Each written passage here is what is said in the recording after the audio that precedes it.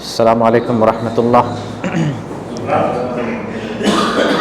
الحمد للہ رب العالمین والصلاة والسلام علی اشرف الانبیاء والمرسلین ومن تبعہم بإحسان الی یوم الدین، اما بعد۔ ہر قسم کی تعریف بڑائی اللہ رب العالمین کے لیے ہے، جو اس پورے سارے سنسار کا اکیلا خالق اور مالک ہے۔ درود و سلام کا نزول ہو اللہ کے تمام پیغمبروں پر، بالخصوص محمد صلی اللہ علیہ وسلم پر۔ اسلامی بھائیوں، ہمارا یہ دین اسلام انتہائی خوبصورت ہے۔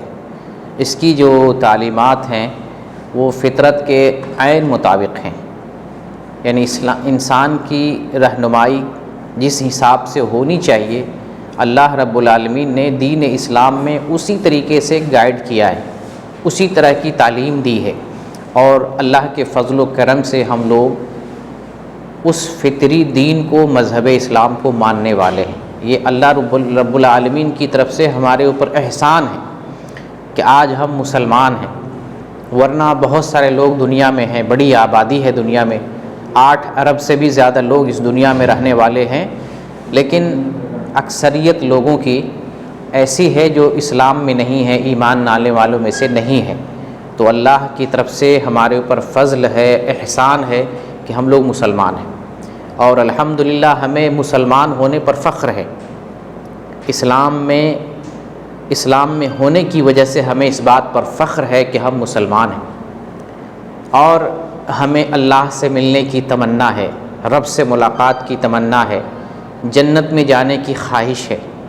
لیکن ہم دیکھتے یہ ہیں کہ ایک طرف اللہ سے ملنے کی تمنا بھی ہے، جنت پانے کی آرزو بھی ہے، جنت بھی پانا چاہتے ہیں، لیکن ہمارے اندر عملوں کے اندر تقصیر پائی جاتی ہے، کوتاہی، غفلت پائی جاتی ہے، جبکہ جنت کو ہم تمنا سے نہیں پا سکتے ہیں۔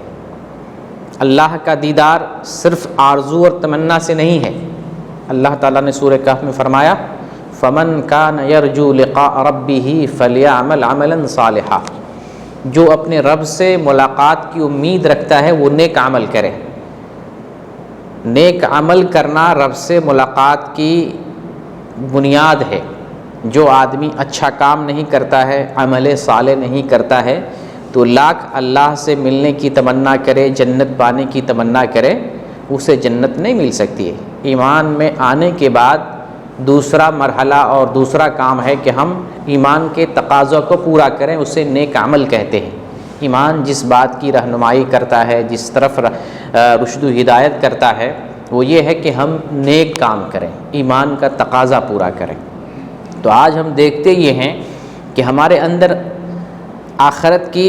آخرت میں کامیاب ہونے کی تمنا ہے، جنت میں جانے کی تمنا ہے، لیکن عمل میں کوتاہی پائی جاتی ہے۔ آج ہم ریزن جانیں گے کہ آخر وجہ کیا ہے۔ ایک طرف اللہ سے ملنے کی بھی تمنا ہے، ہم اسلام پر فخر بھی کرتے ہیں، لیکن اس اسلام کو پریکٹیکلی ہم مانتے نہیں ہیں، عمل میں نہیں لاتے ہیں۔ تو غلطیاں کہاں ہیں؟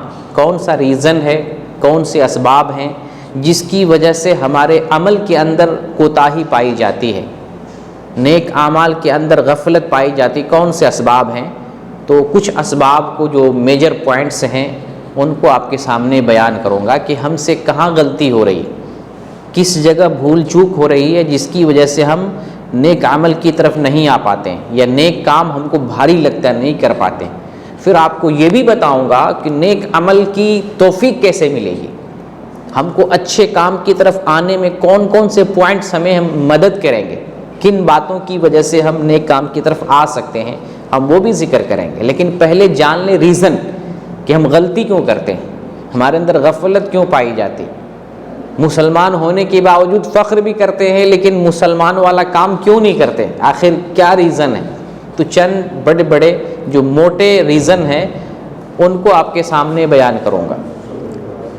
اس میں سب سے پہلا ریزن، سب سے پہلا سبب جو ہمارے عمل کے اندر کوتاہی پائی جاتی ہے، کمزوری پائی جاتی ہے، وہ یہ ہے کہ جب ہم واجب کو چھوڑتے ہیں، اللہ تعالیٰ نے جو فرض کیا ہے، ہمارے اوپر واجب کیا ہے، اگر ہم واجب میں سستی کرتے ہیں، اس کو ادا نہیں کرتے ہیں، تو کہیں نہ کہیں ہم گناہ میں واقع ہوں گے۔ شیخ الاسلام علامہ ابن تیمیہ رحمۃ اللہ علیہ بیان کرتے ہیں کہ جب آدمی واجب کو ترک کرتا ہے تو کہیں نہ کہیں وہ حرام کام میں واقع ہو جاتا ہے، واجب کو ترک کرنے کی وجہ سے۔ اور وہ قرآن کی ایک آیت سے دلیل پکڑتے ہیں، سورہ مائدہ میں نصارہ کا ذکر کیا اللہ رب العالمین نے۔ نصارہ نے اللہ رب العالمین سے عہد و پیمان لیا تھا، اور اللہ تعالیٰ نے ان کو بہت ساری نصیحتیں دی تھیں، لیکن انہوں نے بھولا دیا، اس پر عمل نہیں کیا، تو اللہ تعالیٰ ان کے درمیان، ان کے آپس میں بغض اور عداوت کو قیامت تک کے لیے ڈال دیا۔ شیخ الاسلام علامہ ابن تیمیہ رحمۃ اللہ علیہ اس آیت سے دلیل پکڑتے ہیں کہ دیکھو انہوں نے اللہ کے واجبات کو چھوڑا، اللہ تعالیٰ نے جو حکم دیا تھا اس پر نہیں عمل کیا، تو اللہ تعالیٰ نے ان کے درمیان حرام چیز کو ڈال دیا، جو چیز حرام ہے، بغض، عداوت، نفرت۔ تو واجب کو ترک کیا تو یہ لوگ گناہ میں اور حرام کام میں واقع ہو گئے۔ تو یہ ہمیں دیکھنے کو ملتا ہے، مشاہدہ میں بھی ایسا آتا ہے کہ اگر جو کام کرنا ہے اس کو نہیں کرتے ہیں تو کہیں نہ کہیں پھر اس کے بدلے الٹرنیٹ میں آپ گناہ میں واقع ہوتے ہیں۔ اس لیے ہمیں واجبات میں کوتاہی نہیں کرنا چاہیے۔ ایک ریزن تو یہ ہے کہ ہمارے عمل میں کوتاہی ہوتی ہے کہ ہم واجب کو ترک کرتے ہیں، اس میں غفلت برتتے ہیں، تو ہم گناہ میں واقع ہوتے ہیں، اور گناہ میں جب واقع ہوں گے تو نیک عمل اچھا نہیں لگے گا، پھر گناہ ہمیں اچھا لگنے لگتا ہے۔ تو ایک ریزن یہ ہے، اور ایک دوسرا ریزن ہے گناہ سے ہم لوگ نہیں بچتے ہیں۔ گناہ کا بہت برا اثر پڑتا ہے انسانی زندگی پر۔ جو آدمی گناہ کرنے لگتا ہے تو پھر اس کو اچھا والا کام اچھا نہیں لگتا ہے، نیک عمل اس کو اچھا نہیں لگتا ہے۔ اور آج بہت سارے گناہ کو لوگ گناہ سمجھتے ہی نہیں، چھوٹے چھوٹے گناہ کو تو گناہ مانتے ہی نہیں، بڑے بڑے گناہ کو بھی لوگ گناہ نہیں سمجھتے۔ مسئلہ یہ ہو گیا، جبکہ چھوٹے گناہ بھی انسان کو ہلاک کر دیتا ہے، بڑے بڑے گناہ تو انسان کو ہلاک کرتا ہی ہے، چھوٹا گناہ بھی انسان کو ہلاک کر دیتا ہے۔ ایک حدیث سے ہم نصیحت پکڑتے ہیں اور عبرت لیتے ہیں، مسند احمد کے اندر حدیث ہے، عبداللہ بن مسعود رضی اللہ تعالی عنہ بیان کرتے ہیں کہ نبی کریم صلی اللہ علیہ وسلم نے ارشاد فرمایا، ایاکم ومحقرات الذنوب، کہ تم لوگ چھوٹے چھوٹے گناہ سے بچو۔ محقرات جس کو حقیر سمجھتے ہیں، معمولی، نارمل سمجھتے ہیں، یہ کوئی چیز نہیں ہے۔ نبی صلی اللہ علیہ وسلم نے فرمایا کہ اس سے بھی بچو، بڑے بڑے گناہ سے بچنا ہی ہے، چھوٹے چھوٹے گناہ سے بھی رسول پاک نے فرمایا کہ چھوٹے چھوٹے گناہ سے بھی بچو، کیونکہ بسا اوقات یہ چھوٹے چھوٹے گناہ بہت ڈھیر سارے جمع ہو جاتے ہیں اور انسان کو ہلاک کر دیتے ہیں۔ پھر محمد صلی اللہ علیہ وسلم نے مثال دی اس بات کو سمجھانے کے لیے کہ چھوٹے چھوٹے گناہ انسان کو کیسے ہلاک کرتے ہیں۔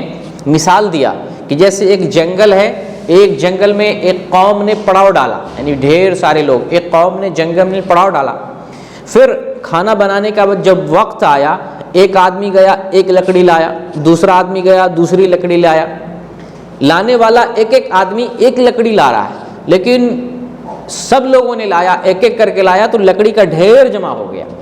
پھر اب اس پہ ان لوگوں نے کھانا بنا کے کھایا، تو یہ لکڑی کا ڈھیر کیسے جمع ہوا؟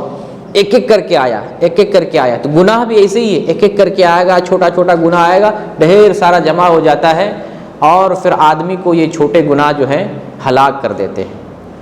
انس بن مالک رضی اللہ تعالیٰ عنہ بیان کرتے ہیں کہ تم لوگ ایسے چھوٹے چھوٹے ایسے اعمال کرتے ہو جن کو تم بال سے بھی زیادہ باریک محسوس کرتے ہو، یعنی ایسے اعمال کرتے ہو جن کو تم حقیر سمجھتے ہو، چھوٹا چھوٹا گناہ سمجھتے ہو، جبکہ ہم رسول اللہ صلی اللہ علیہ وسلم کے زمانے میں ایسے کاموں کو بڑا گناہ سمجھتے تھے، بڑا کام سمجھتے تھے، ہلاک کرنے والا کام سمجھتے تھے، لیکن لوگ چھوٹے کاموں کو، چھوٹے گناہ کو گناہ نہیں تصور کرتے۔ جبکہ آج کا جو زمانہ ہے بے حیائی کا، برائی کا، اس میں تو بڑا گناہ بھی گناہ نہیں مانا جاتا ہے۔ آدمی بے شرمی سے نڈر ہو کر، بے خوف ہو کر گناہ کر رہا ہوتا ہے، نہ اللہ کا ڈر ہے، نہ عذاب پر جو ہے آدمی کو پشیمانی ہوتی کہ عذاب دیا جائے گا، اللہ ہم سے اس پر مواخذہ کرے گا، اس بات کی کوئی فکر نہیں ہوتی۔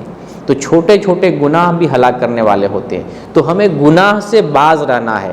تاکہ ہمارے اندر عمل کی ترغیب ملے. اگر گناہ سے نہیں باز رہتے ہیں تو عمل کی ترغیب نہیں ہوتی، آدمی عمل سے پھر دور ہو جاتا ہے، عمل کے اندر تقصیر پائی جاتی ہے اور عمل میں انسان جو ہے پیچھے ہونے لگتا ہے. اسی طریقے سے ایک ریزن یہ بھی ہے عمل سے دوری کا یا عمل کے اندر غفلت برتنے کا کہ آدمی جائز کاموں میں بہت زیادہ ملوث ہو جاتا ہے. جو کام جائز ہے وہ بھی بہت زیادہ نہیں کرنا ہے، دنیاوی کاموں میں بھی اتنا نہیں پل پڑنا ہے کہ پھر دین بھول جائیں، واجبات کو بھول جائیں، اللہ کو بھول جائیں. جو ذمہ داریاں اصل ذمہ داریاں ہیں جس کے لیے اللہ نے ہمیں پیدا کیا، ہم اس کو بھول جائیں. دنیاوی کام میں بھی اتنا ہمیں مگن نہیں ہونا چاہیے. بھلے وہ جائز کام ہے کر سکتے ہیں، لیکن اتنا نہیں دنیاوی کام میں جائز امور میں ایسا مشغول نہ ہو جائیں کہ ہم دین کو بھول جائیں. دنیاوی کام میں زیادہ آدمی انوالو ہو جاتا ہے، اس کے اندر دین کے تعلق سے سستی پیدا ہو جاتی ہے، دین کے اندر فکر نہیں ہوتی، دین کی فکر اس کے اندر نہیں ہوتی. امام احمد بن حنبل رحمۃ اللہ علیہ فرماتے ہیں کہ میں جائز کاموں سے بھی ڈرتا ہوں اس میں ہاتھ ڈالنے سے کہ کہیں اس کی وجہ سے میں گناہ میں واقع نہ ہو جاؤں، تو صرف دینی کام کرنے کی کوشش کر رہا ہوتا ہوں. دنیاوی امور میں بھی ہمیں بہت زیادہ انوالو نہیں ہونا ہے، جتنی ضرورت ہے اتنے حد تک دنیاوی کام میں رہیں، پھر جو بچتا ہے اسے دین کے لیے، اللہ کے لیے اور دینی کاموں کے لیے ہمیں وقف کرنا چاہیے. اسی طریقے سے ایک اور ریزن ہے جس کی وجہ سے ہمارے عمل کے اندر کوتاہی نظر آتی ہے، وہ ہے برے لوگوں کی صحبت. برے لوگوں کا برا اثر پڑتا ہے. نبی کریم صلی اللہ علیہ وسلم فرماتے ہیں الرجل علی دین خلیلہ، آدمی اپنے دوست کے راستے پر چلتا ہے، جیسا دوست ہوگا ویسے ہی دین، ویسے ہی مسلک، ویسے ہی طریقہ وہ اختیار کرے گا. فَلْيَنْظُرْ أَحَدُكُمْ مَنْ يُخَالِلْ، تو آدمی دیکھے کہ کیسی وہ دوستی کر رہا ہے، دوستی اس کی اچھی ہے یا دوستی بری ہے. تو دوست کا انتخاب اگر برا ہوگا، بری صحبت ہوگی، تو آپ کے عمل میں کمزوری پیدا ہو جائے گی، آپ کے عمل کے اندر، نیک کام کے اندر غفلت پیدا ہوگی. تو دوست ہمارا اچھا ہو، برا نہیں ہونا چاہیے. بری صحبت، برا دوست، برا ماحول، اس کا انسانی زندگی پر بہت برا اثر پڑتا ہے، عبادت پر اثر پڑتا ہے، عملوں پر اثر پڑتا ہے. وہ اچھے اعمال سے دور ہوتا ہے اور پھر وہ برائی کی طرف بڑھنے لگتا ہے. ایک اور ریزن جس کی وجہ سے آدمی کے عملوں میں غفلت پیدا ہوتی ہے، وہ ٹال مٹول کرنا. نیکی کا چانس ملتا ہے لیکن آدمی نیکی نہیں کرتا، کل کر لیں گے، پرسوں کر لیں گے. نماز میں بھی ہمارے اندر کبھی غفلت ہوتی، مسجد میں نماز چھوٹ گئی، جماعت چھوٹ گئی، یا آخری وقت ہے، نماز ختم ہونے والی، سوچتے چلو روم میں پڑھ لیں گے. اب اس طریقے سے آدمی کے اندر سستی پیدا ہوتی ہے، پھر جو ہے روم میں بھی جا کے فرض نہیں پڑھتا ہے. یا آدمی مسجد میں فرض پڑھ لیا، سوچتا ہے چلو روم پہ جا کے سنت پڑھ لیں گے، یا وتر کی نماز گھر پہ جا کے پڑھ لیں گے، لیکن گھر پہ جاتا ہے سنت نہیں پڑھتا ہے. تو ایسی صورت میں کیا کرنا چاہیے؟ ایسی صورت میں مسجد ہی میں اس کو سنت بھی پڑھ لینا چاہیے. گو کہ سنت گھر میں پڑھنا چاہیے، لیکن اگر سستی کی وجہ سے گھر میں بھی نہ ادا کر سکیں تو ایسی صورت میں آدمی کو مسجد ہی میں پڑھ لینا چاہیے. اور گاؤں دیہات میں یا عام جو دیکھتے ہیں لوگوں کے اندر ایک سوچ ہوتی ہے، جو لوگ دیندار نہیں ہوتے ہیں، اگر اس سے کہیں چلو مسجد چلتے، تو وہ کہے گا نہیں میں ناپاک ہوں، میرا کپڑا ناپاک ہے، میرا بدن ناپاک ہے، مجھے نہانا، چلو کل سے میں پڑھوں گا یا جمعہ سے نماز اسٹارٹ کروں گا، فلاں دن سے کام شروع کروں گا. اس میں ہوتا ہے کہ ٹال مٹول کرتے کرتے پھر اس کے لیے وہ وقت نہیں آتا ہے. جیسے ہی نیکی کا موقع ملے یا نیکی کا ٹائم ملے، فوراً اسی وقت آدمی کو کرنا چاہیے. اس میں ٹال مٹول نہیں کرنا چاہیے کہ میں کل سے کروں گا، پرسوں سے شروع کروں گا، نہیں. جیسے نیکی آپ کے سامنے آئے اسی ٹائم اس نیکی کو کرنا چاہیے اور اس میں ٹال مٹول نہیں کرنا چاہیے. تو یہ چند ریزن ہیں جس کی وجہ سے عمل کے اندر تقصیر پیدا ہوتی، عمل کے اندر کوتاہی اور غفلت پیدا ہوتی. اچھا، ہم یہ جانتے ہیں کہ پھر عمل کی طرف آئیں گے کیسے؟ نیک عمل کی ہم کو توفیق کیسے ملے گی؟ ہم جنت چاہتے ہیں، اللہ کا دیدار چاہتے ہیں، ہم اسلام کو ماننے والے ہیں، مسلمان ہیں، لیکن اسلام کو صحیح سے پراپر وے میں جو ہے فالو نہیں کر رہے ہیں. تو ایسے کون سے میتھڈ ہیں، ایسا کون سا ذریعہ ہے جس کی وجہ سے ہم اسلام کی طرف آئیں، ہمارے اندر عمل آئے، اچھا عمل کریں، زیادہ سے زیادہ کریں؟ تو وہ کون سے کام ہیں جس کی وجہ سے ہمیں نیک عمل کی توفیق ملتی ہے؟ تو چند پوائنٹس کی شکل میں آپ کے سامنے میں نیک عمل کی توفیق جن سے ملتی ہے ان کو بیان کروں گا. سب سے پہلے نمبر پر ہم اللہ رب العالمین سے مدد طلب کریں گے. استعانت باللہ، اللہ سے مدد طلب کریں گے. اس لیے کہ ہم میں سے ہر کوئی مجبور ہے، ہم میں سے ہر آدمی محتاج ہے، جو محتاج نہیں وہ ہمارا خالق اللہ رب العالمین، وہ کسی کا محتاج نہیں، اور ہم بندے، ہم انسان ہر پل ہمیشہ اللہ کے محتاج ہے، ہمیشہ اللہ کے محتاج ہے، 24 گھنٹہ، ایک دو لمحہ نہیں، ہمیشہ ہر بندہ، ہر آدمی اللہ کا محتاج ہے، ابھی بیٹھے اللہ کا محتاج ہے، اور ایک چیز کے لیے نہیں، بہت ساری چیزوں کے لیے۔ آنکھ میں روشنی ہے، دیکھ رہے ہیں، اللہ کی محتاج ہے، کان سے سن رہے ہیں، سننے کے لیے اللہ کا محتاج ہے، یہ دماغ کام کر رہا ہے، اللہ کے محتاج ہے، ہاتھ پیر چلے اللہ کے محتاج ہے، بیٹھے ہوئے حرکت کر سکتے اللہ کے محتاج ہے، سونگنے سمجھنے دل کا جو ہے دھڑکن باقی رہے اللہ کے محتاج ہے، جسم میں جان رہے اللہ کے محتاج ہے، بلڈ سرکولیٹ کرتا رہے اللہ کے محتاج ہے، ہر عضو کام کرے اللہ کے محتاج ہے نا، پل پل ہر لمحہ اللہ کے محتاج ہے۔ تو کون مہربانی دے رہا ہے؟ اللہ رب العالمین دے رہا ہے، وہ آنکھ میں روشنی دے رہا ہے، ہم دیکھ رہے ہیں، کان میں سننے کی طاقت دے رہا ہے، سن رہے ہیں، دل دماغ پورا جسم کس کی وجہ سے صحیح سلامت ہے؟ اللہ رب العالمین کی وجہ سے۔ تو 24 گھنٹہ اللہ کی مہربانی چاہیے، اس لیے ہم مجبور ہیں، محتاج ہیں، تو اللہ سے مدد ہمیشہ طلب کریں گے، ہمیشہ طلب کرتے رہیں گے۔ موسیٰ علیہ السلام، بنی اسرائیل کی جو قوم ہے، موسیٰ علیہ السلام نے اپنی قوم سے کہا استعینوا باللہ وصبروا، اللہ سے مدد طلب کرو اور صبر کرو، کیونکہ وہ جو بنی اسرائیل کی قوم ہے اس پر کافی ظلم کیا گیا، کئی سالوں تک ظلم کیا گیا، یہ مجبور تھے، پریشان حال تھے۔ موسیٰ علیہ السلام نے کہا اللہ ہی مدد کرنے والا، اس سے مدد مانگو، اور ہم بندے تو ہمیشہ مجبور ہیں، محتاج ہیں اللہ کے، ہمیشہ اللہ سے مدد طلب کرنا چاہیے، اللہ سے مدد مانگنا چاہیے۔ اور نبی کریم صلی اللہ علیہ وسلم نے ابن عباس رضی اللہ عنہما سے کئی باتوں کی وصیت کی، اس میں سے ایک نصیحت یہ تھی کہ اذا سألت فاسأل اللہ واذا استعنت فاستعن باللہ، کہ جب تم مانگو اللہ سے مانگو، جب تم کو مدد کی ضرورت پڑے اللہ تعالیٰ سے مدد طلب کرو۔ اور نماز میں ہم اللہ سے مدد مانگتے ہیں، ایاک نعبد و ایاک نستعین، ہم تجھ سے مدد طلب کرتے ہیں، تیری ہی بندگی کرتے ہیں، تجھی سے مدد طلب کرتے ہیں۔ تو ہمیشہ اللہ سے مدد مانگنا چاہیے۔ آج لوگ اللہ سے مدد نہیں مانگتے، اللہ کو نہیں پکارتے ہیں۔ دنیا میں جتنے بھی مسلمان ہیں، اگر وہ سب ایک ساتھ ہو کر اللہ سے مانگنے لگے نا، مسلمان کی پریشانی دور ہو جائے گی۔ لیکن زیادہ تر مسلمانوں کی میجورٹی، بڑی تعداد مسلمانوں کو اللہ کو چھوڑ کے غیر اللہ سے مانگ رہی ہے، اللہ کو چھوڑ دیا لوگوں نے، غیر اللہ سے مانگنا شروع کر دیا۔ تو آج مسلمانوں کے اوپر آفت اور جو پریشانی ہے اس کا سب سے بڑا ریزن ہے کہ لوگ اللہ کو نہیں پکارتے ہیں۔ جتنا آپ کو مزار ملے گا اتنی مسجد نہیں ملے گی، جتنا لوگ غیر اللہ کو پکارتے اتنا اللہ کو نہیں پکارتے۔ یہ پریشانی کیوں ہے کہ ہم نے غیر اللہ کو پکارنا شروع کر دیا، جبکہ انبیاء نے، اولیاء نے، نیک لوگوں نے اللہ کو پکارا ہے۔ تو اگر مسلمان عالمی پیمانے پر، انٹرنیشنل لیول پر اگر مسلمان اپنے حالات کو درست کرنا چاہتا ہے تو وہ اللہ سے ہی مانگے، اللہ ہی کو پکارے، اللہ ہی کی بندگی کرے، اس کے ساتھ کسی کو شریک نہ کرے، اور محمد الرسول اللہ صلی اللہ علیہ وسلم کو اپنا قائد مانے، اپنا امام مانے، اپنا رہبر مانے۔ لوگوں نے اللہ کو بھی چھوڑ دیا، اللہ کو چھوڑ کے غیر اللہ سے مانگنے لگا، اور پھر محمد صلی اللہ علیہ وسلم کو اپنا آئیڈیل نہیں بناتے ہیں۔ لوگ پیروں کو اور جو ہے لوگ اپنے اپنے اکابرین کو، لوگ جو ہے انسانوں کو، اپنا دوسرے انسانوں کو نبی کو چھوڑ کر رہبر بنا لیا، اپنا اپنا طریقہ اختیار کر لیا، فلاں طریقہ، فلاں راستہ، نقش بندی، چشتی، سہروردی، فلاں فلاں جو ہے پیری مریدی کا جو طریقہ اختیار کر لیا، اور نبی پاک صلی اللہ علیہ وسلم کا راستہ چھوڑ دیا۔ تو آج عالمی پیمانے پر مسلمانوں کی جو بدحالی ہے اسی وجہ سے کہ اللہ کو چھوڑ دیا پکارنا، اور محمد صلی اللہ علیہ وسلم کے گائیڈنس کو چھوڑ دیا۔ ہمارے امام، ہمیں گائیڈ کرنے والا اللہ نے بھیجا محمد صلی اللہ علیہ وسلم کو، دنیا میں اور کسی کو نہیں بھیجا گائیڈ کرنے کے لیے۔ ہمارا گائیڈر، رہنما، رہبر، رسول اور پیغمبر محمد صلی اللہ علیہ وسلم نے، اللہ تعالیٰ کے بھیجے ہوئے پیغمبر کو لوگوں نے چھوڑ دیا، دنیا والوں نے ان کی رہبری اختیار کرنا چھوڑ دیا، تو لوگ پریشان حال ہیں۔ تو عالمی پیمانے پر اپنے حالات کو درست کرنے کے لیے اللہ کو پکارنا پڑے گا، اللہ کی طرف آنا پڑے گا، اور محمد صلی اللہ علیہ وسلم کو اپنا رہبر اور رہنما بنانا پڑے گا۔ انفرادی طور پر بھی، یعنی ایک تو عالمی پیمانے پر، انفرادی طور پر بھی اگر آدمی ہم اپنے حالات کو درست کرنا چاہیں، اس کے لیے ضروری ہے کہ ہم اللہ اور اس کے رسول کے حکم کو فالو کریں۔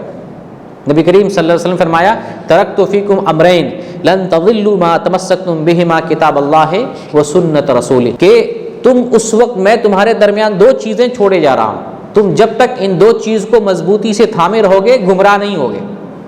اس کا مطلب یہ ہے کہ دو چیز اگر چھوڑ دیتے ہیں تو لوگ گمراہ ہو جائیں گے، اور وہ دو چیز کون ہے؟ اللہ کی کتاب ہے، محمد صلی اللہ علیہ وسلم کی سنت ہے۔ جو لوگ اللہ کی کتاب محمد صلی اللہ علیہ وسلم کی سنت کو چھوڑ دیں گے دنیا میں گمراہ ہو جائیں گے۔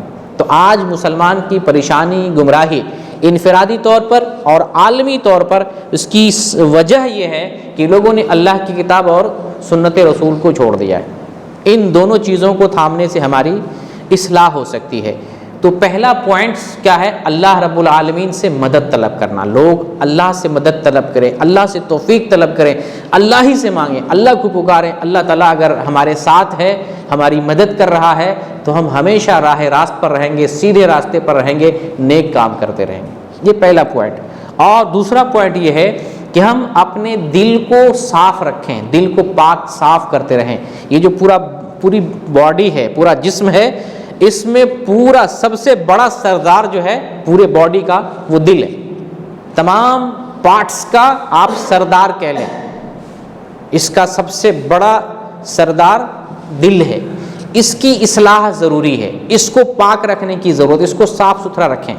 نبی کریم صلی اللہ علیہ وسلم نے فرمایا الا وان فی الجسد مضغہ اذا صلحت صلح الجسد کلہ واذا فسدت فسد الجسد کلہ الا وہی القلب، کہ اس جسم کے اندر ایک ٹکڑا ہے، اس جسم کے اندر ایک ٹکڑا ہے، اگر وہ ٹھیک رہا پورا جسم ٹھیک رہتا ہے، اگر وہ بگڑ گیا پورا جسم بگڑ جاتا ہے۔ اور وہ کون سا ٹکڑا ہے؟ دل کا ٹکڑا ہے۔ اس پورے جسم، یہ پورا جسم باڈی ڈیپینڈ کرتا ہے دل پر۔ اس کو پاک رکھنا۔ یہاں جو نیت کرتے ہیں، ارادہ کرتے ہیں، اچھی نیت ہو، اچھا ارادہ ہو، دل کی نیت، دل کا ارادہ صاف ہو۔ اس دل کو ہمیں صاف ستھرا رکھنا ہے، کسی سے بغض نہیں، کسی سے کینہ نہیں، اس کے اندر غلط خیالات نہیں، اس کو پاک اور صاف رکھنا ہے دل کو۔ یہ سب سے بڑا ہتھیار ہے انسان کے صحیح راستے پر آنے کے لیے۔ اس دل کے اندر فساد پیدا ہو گیا، انسان بگڑ جاتا ہے۔ یہ دل انسان کا صحیح رہتا ہے، وہ انسان سیدھے راستے پر چل رہا ہوتا ہے۔ یہ دوسرا ریزن تھا۔ اور ایک تیسرا ریزن ہے جس سے ہمیں نیک عمل کی توفیق ملتی ہے، نیکی کی طرف آتے ہیں، اچھے کام کی طرف آتے ہیں، وہ یہ ہے کہ ہم ہر عمل کے پیچھے اس کے ثواب پر نظر رکھیں کہ اللہ تعالیٰ اس عمل کے اندر کتنا بدلہ رکھا ہے، کتنا ثواب رکھا ہے، اس کے اندر کتنا فائدہ ہے، اس چیز کو سامنے رکھیں۔ جتنے بھی پیغمبر آئے اللہ کی طرف سے، وہ ڈراتے تھے بھی اور بشارت بھی دیتے تھے۔ بشارت کیوں سناتے تھے؟ بشارت کس چیز کی؟ کہ دیکھو اگر دین پر چلتے ہو تو جنت ملے گی، اللہ کا دیدار ملے گا، تم کو جہنم سے آزادی ملے گی، جہنم کے عذاب سے بچو گے۔ تو نبی صلی اللہ علیہ وسلم بشارت دیتے تھے، تم ایسا کرو گے یہ ریوارڈ ملے گا، تم یہ کام کرو گے یہ فائدہ ملے گا۔ تو ہمارے سامنے وہ چیز ہونا چاہیے، سامنے جو ہم کر رہے ہیں اس کا کیا فائدہ ہے، اس کا کیا بدلہ ہے، اس کی عظمت کا احساس ہونا چاہیے۔ رمضان جیسے ایک بہت عظیم مہینہ ہے، اگر اس کا احساس نہیں بندے کو تو رمضان آتا رہے گا جاتا رہے گا، کوئی فائدہ نہیں۔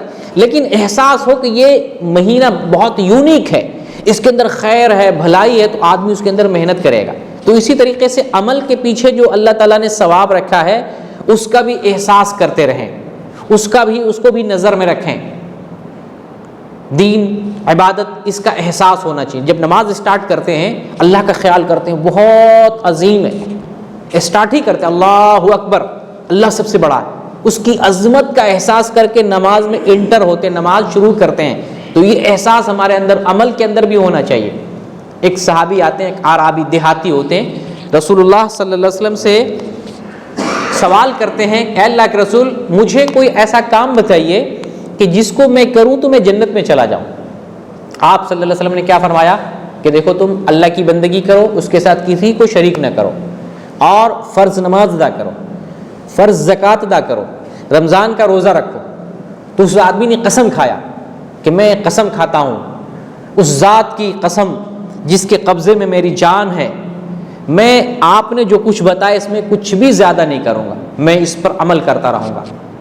جب یہ آدمی مڑ کے جانے لگا، نبی صلی اللہ علیہ وسلم فرماتے کہ دیکھو یہ جنتی جا رہا ہے، من سرہ ان ينظر الى رجل من اہل الجنہ فلینظر الى هذا، جس کو اچھا لگتا ہے، جو دنیا میں جنتی آدمی کو دیکھنا چاہتا ہے، یہ دیکھو یہ جو جا رہا ہے جنتی آدمی، وہ بندہ تو چلا گیا، لیکن آپ صلی اللہ علیہ وسلم شوق دلا رہے ہیں صحابہ کو، دیکھو یہ آدمی جو وعدہ کر رہا ہے قسم کھا کے میں اس پر عمل کروں گا، اس کا مطلب کیا ہے؟ شوق دلا رہے ہیں کہ جو آدمی ایسا کرے گا وہ جنت میں جائے گا، وہ جنتی آدمی ہے۔ تو عمل کے پیچھے جو ثواب رکھا گیا ہے نا، اس کو ذہن میں رکھنا ہے، اس کی عظمت کا احساس کرنا ہے۔ حج کرتے ہیں، حج پر جانے کا کیا ثواب ہے، ویسے ہی جا رہے ہیں کر رہے ہیں، کوئی فائدہ نہیں ہوتا، لیکن حج کا ثواب کیا ہے؟ من حج للہ فلم یرفس ولم یفسق رجع کیوم ولدت امہ، جو آدمی اللہ کے گھر کا حج کرتا ہے وہ فحش کام نہیں کرتا ہے، برا کام نہیں کرتا ہے، فسق و فجور کا کام نہیں کرتا ہے، وہ ایسے حج سے لوٹتا ہے جیسے ماں کے پیٹ سے جنم لیا، آج جنم لیا۔ یہ احساس آدمی کے اندر ہونا چاہیے۔ جو آدمی سبحان اللہ وبحمدہ کہتا ہے دن میں 100 مرتبہ، کتنوں گناہ اللہ تعالیٰ سارے گناہ کو معاف کر دیتا ہے۔ اگر سمندر کے جھاگ کے برابر بھی گناہ کیا ہوگا، اگر 100 مرتبہ کہہ لیا سبحان اللہ وبحمدہ، پورے گناہ معاف ہو جاتے ہیں۔ اس کے پیچھے جو ثواب ہے اس کو ذہن میں رکھنا ہے۔ جو اللہ کے لیے گھر بناتا، من بنا للہ بیتن بنا اللہ لہ بیتن فی الجنہ، جو اللہ کے لیے گھر بناتا اللہ اس کے لیے جنت میں گھر بناتا ہے۔ جو آدمی دن و رات میں 12 رکعت سنت ادا کرتا ہے، اس پر مداومت کرتا ہے، اللہ تعالیٰ جنت میں اس کے لیے گھر بناتا ہے۔ تو اس کے پیچھے جو اللہ تعالیٰ نے ثواب اور بدلہ ذکر کیا ہے، اس کا احساس، اس کا شعور، ادراک ہمارے اندر ہونا چاہیے۔ تو جو بھی عمل کرتے ہیں اس کے پیچھے جو اللہ تعالیٰ نے بدلہ رکھا، مکافہ رکھا ہے، ریوارڈ اور انعام رکھا، اس کا بھی احساس ہونا چاہیے۔ تو آدمی کو عمل کی ترغیب ملتی ہے، عمل کی توفیق ملتی ہے، اور آدمی عمل کی طرف آتا ہے اور عمل کرتا ہے۔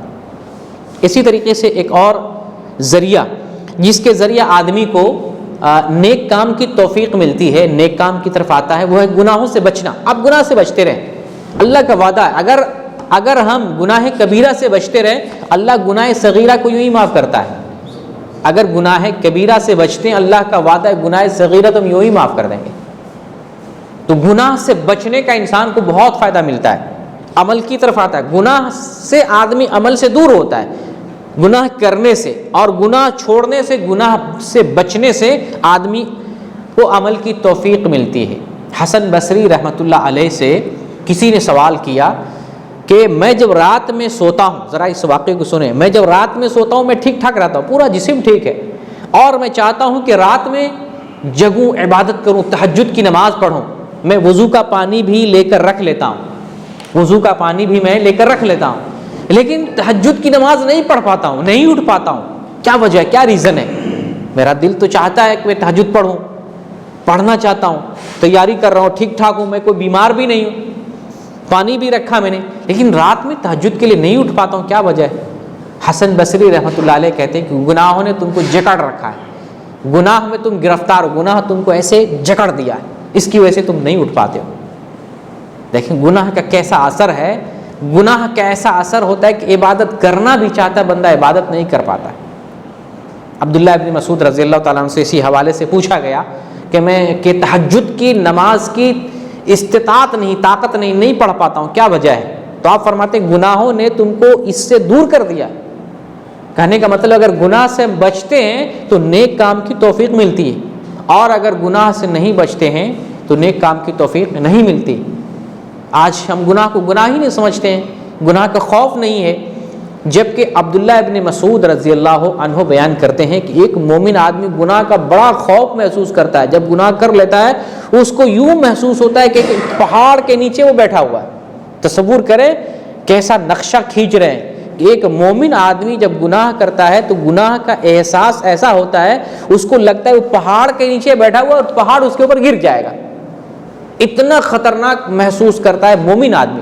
لیکن جو بے حیا ہوتا ہے، بدکار آدمی ہوتا ہے، گناہ کر لیتا ہے، کوئی خیال نہیں ہوتا، وہ سوچتا ہے جیسے ناک کے پاس سے مکھی گزرتی ہے نا، یوں مکھی گزر گئی، کوئی فرق نہیں پڑتا ہے۔ تو یہ اچھے لوگ کی پہچان نہیں ہے، جو گناہ کا احساس جسے نہیں ہوتا ہے، وہ بدکار لوگوں کی پہچان ہے۔ اور جس کو گناہ کرنے کے بعد احساس ہوتا ہے، اللہ کا ڈر محسوس ہوتا ہے کہ اس گناہ پر مواخذہ ہوگا، وہ آدمی ایمان والا ہوتا ہے۔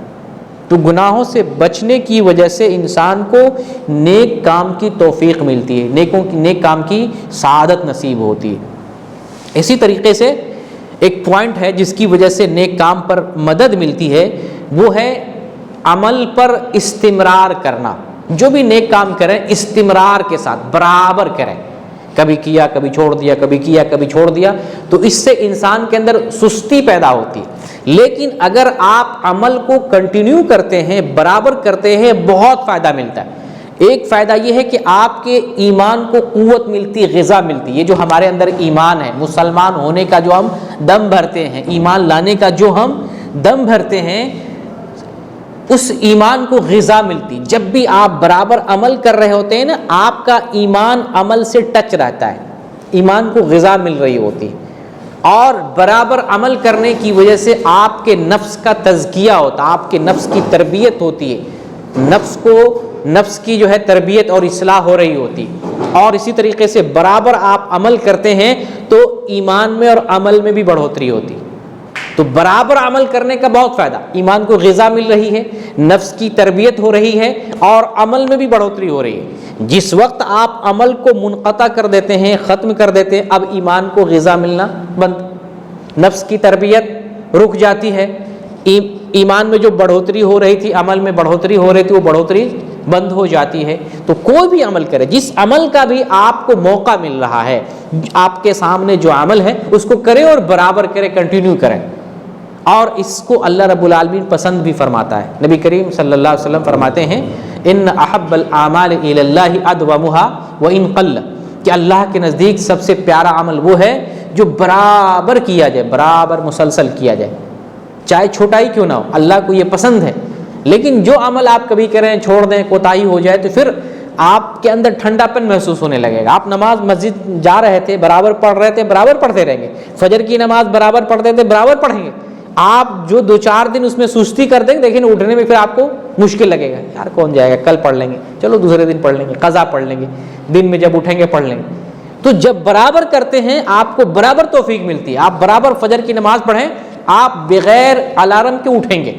لیکن اگر آپ چھوڑ دیتے ہیں، اس کے اندر انقطاع پیدا کر لیتے، الارم بھی آپ بجے گا بند کر لیں گے، نہیں اٹھیں گے، بند کر لیں گے، جاؤ دوسرے دن کر لیں گے۔ لیکن برابر اٹھیں نا، کسی بھی کام کو آپ نیکی کے کام کو برابر کریں تو آپ کے اندر خود بخود بیداری آتی رہے گی، آپ کے اندر سے احساس جگے گا، ہاں اب یہ کام کرنا ہے، اب یہ کام کرنا ہے۔ فجر کے وقت اٹھنا ہو، وضو کرنا ہو، مسجد میں جانا ہو، نماز پڑھنا ہو، تلاوت کرنا ہو، وہ وقت خود ہی آپ کے ذہن میں آٹومیٹک خیال پیدا ہوتا رہے گا کہ اس ٹائم آپ کو یہ کام کرنا ہے۔ تو برابر کرنے کا یہ فائدہ ہوتا ہے، عمل کریں اور اس کے اندر استمرار ہونا چاہیے۔ اسی طریقے سے ایک ذریعہ جس سے عمل کی توفیق ملتی ہے وہ یہ ہے کہ جو ایمان، وہ سارے کام جو ایمان کے اندر اضافہ کرنے والے ہوں، ہم ان کی طرف آگے آئیں۔ ایک تو فرائض ہے جن کو ہمیں ادا ہی کرنا ہے، واجبات ادا ہی کرنا ہے۔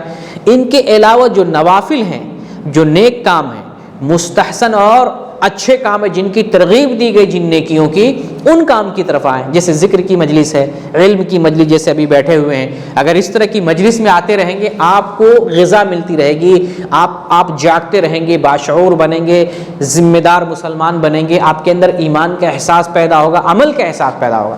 اس طرح کی مجلس میں نہیں آنے سے ان کا دل سخت ہو جاتا ہے، موبائل سے ٹچ رہے، گناہ کا کام سے ٹچ رہے، بری صحبت میں رہے، برے ماحول میں رہے، اس کا دل سخت ہو جائے گا، عمل کو وہ کچھ نہیں سمجھے گا۔ لیکن جب اس طرح کے نیکی کے جو مواقع ہیں اور ایسے کام جس سے ایمان میں بڑھوتری ہوتی ہے، جس میں ایمان میں اضافہ ہوتا ہے، ایسے کام کرنے سے پھر آدمی عمل کی طرف آتا ہے۔ ذکر کی مجلس ہو، تلاوت ہو، معرفت الہی ہو، اللہ کے اسماء حسنہ کی تعلیم ہو، یا جو ہے نیکی کا جو بھی کام ہو، اس طرح کے کام جس سے ایمان میں اضافہ ہوتا ہے، اس طرح کے کام میں اگر آتے ہیں تو انسان کو عمل کی ترغیب ہوتی ہے۔ خاص طور سے میں یہ کہوں گا کہ رات کی عبادت کو جو ہے آدمی اپنا جو ہے ایک ذریعہ بنائے، رات کی عبادت کو جتنا ہی میسر ہو، 2 رکعت ہو، 4 رکعت ہو، 6 رکعت ہو، ایک جو ہے ایک آپ اپنی عادت بنائے کہ ہمیں ہمیشہ نفل کے طور پہ، فرض تو پڑھتے ہی ہیں، نفل کے طور پہ چلو فجر سے پہلے اٹھیں گے، 2 یا 4 یا 6 یا جتنا ہو، تہجد کی ہم اتنی پڑھیں گے، برابر پڑھتے رہیں گے۔